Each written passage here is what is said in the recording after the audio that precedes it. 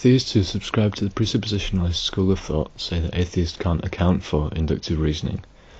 They claim that in fact whenever an atheist uses inductive reasoning, she is borrowing from the Christian worldview, because according to them it's the only worldview that can account for the uniformity of nature, which is needed for inductive reasoning to work.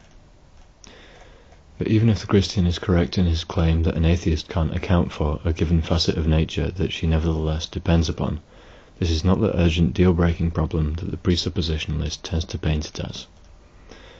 Imagine a primitive society where most people believe that spirit ancestors reward the ritual act of watering a plant by causing that plant to grow. A person in this society who didn't believe in the existence of spirit ancestors would still go ahead and water his plants because otherwise they would die. The skeptic's peers might ask him, how can you account for the fact that applying water causes the plant to grow in your worldview?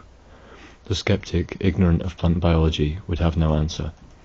His peers might then say, every time you water your plants, you're borrowing from our worldview, because ours is the only system that can account for the connection between applying water to a plant and that plant's growth.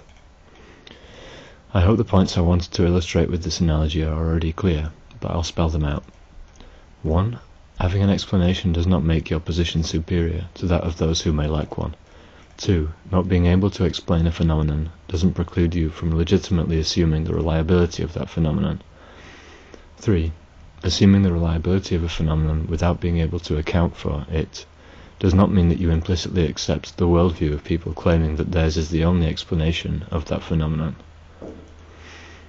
4. The failure of a person to explain a phenomenon doesn't invalidate their worldview or render it inconsistent. 5.